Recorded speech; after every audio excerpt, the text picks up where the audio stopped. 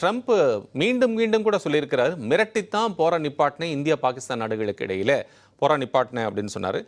போற நிப்பாட்டாவிட்டால் தலைகள் பந்தாடப்படும் அப்படின்னு சொல்லி இந்தியா பாகிஸ்தான் தலைவர்களை மிரட்டித்தான் போரை நிறுத்தினேன் அப்படின்னு இன்னைக்கு பரவலாக சமூக ஊடகங்கள்ல காடு வந்துட்டே இருக்கிறத நம்ம பார்த்துட்டு இருக்கோம். இந்த சூழ்நிலையில 50% வரி விதிப்பு நடைமுறைக்கு வரக்கூடிய இந்திய பொருட்களுக்கு நிலையில இது பெரிய பாதிப்பை ஏற்படுத்தும் அப்படி என்று எதிர்க்கட்சிகள் குற்றச்சாட்டை வைக்கிறார்கள். முதற்கட்ட உங்களுடைய பார்வை. அனைவருக்கும் வணக்கம்.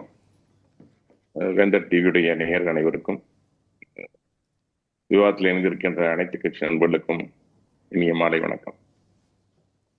மிக்க மகிழ்ச்சியாக இருக்கிறதுன்னு சொல்லலாம். எப்படி இந்தியா வளர்ந்து கொண்டு வருகிறது, அதனால் அண்டை நாடுகள் சிந்தூர் நடத்ததுக்கு அப்புறம் ட்ரம்பே வாலண்டியரா நான் தான் போரை நிறுத்தினேன் அப்படின்னு சொல்லி அவரே அறிவிச்சாரு. மோடி அவர்கள் அதுக்கு எந்த ஒரு செவிசாய்ப்பு கொடுக்கல, கேட்டுட்டு அமைதியா தான் இருந்தோம்.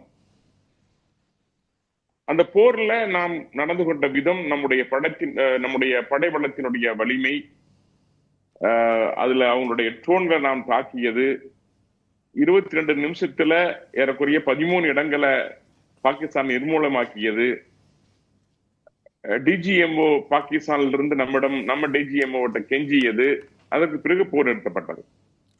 இதையெல்லாம் பார்த்ததுக்கு அப்புறம் உண்மையிலேயே ட்ரம்ப் ஒரு என்ன சொல்றது, ஒரு ஸ்டன் ஆயிட்டாரு. இப்படி இந்தியா மாறிவிட்டதா? நாம் காங்கிரஸை போல அல்லவா இந்தியா என்று நினைத்துக் கொண்டிருந்தோம். மோடி இந்தியா இப்படி இருக்கு. அதுக்கப்புறம் உடனே என்ன பண்ணாரு, பாகிஸ்தான் உடைய பிரதமரை எல்லாம் கூப்பிட்டு அமெரிக்காவில் விருந்து கொடுக்கிறது, பாகிஸ்தானிடமிருந்து எண்ணெய் வாங்கிக்கூடிய நிலை கூட இந்தியாவுக்கு இருக்கலாம் என்று சொல்வது, இப்படி எல்லாம் பேச ஆரம்பிச்சார். அதுக்கப்புறம் நம்ம பாராளுமன்றத்துல மோடிஜி அவர்கள் ரொம்ப தெளிவா சொல்லிட்டாங்க, ட்ரம்ப் இந்த போரை நிறுத்தல அப்படின்னு. பாராளுமன்றத்துல சொன்னது மட்டும் அல்ல, அதாவது போரை நிறுத்தல எந்த நாடுகள் அப்படின்னு சொன்னது மட்டும் அல்ல, தொலைபேசி வாயிலாகவே அவருக்கே ட்ரம்புக்கே போன் பண்ணி சொன்னாங்க, இது மாதிரி இல்ல நீங்க போரை நிறுத்தலங்கிற அவருடைய பதிய வச்சு.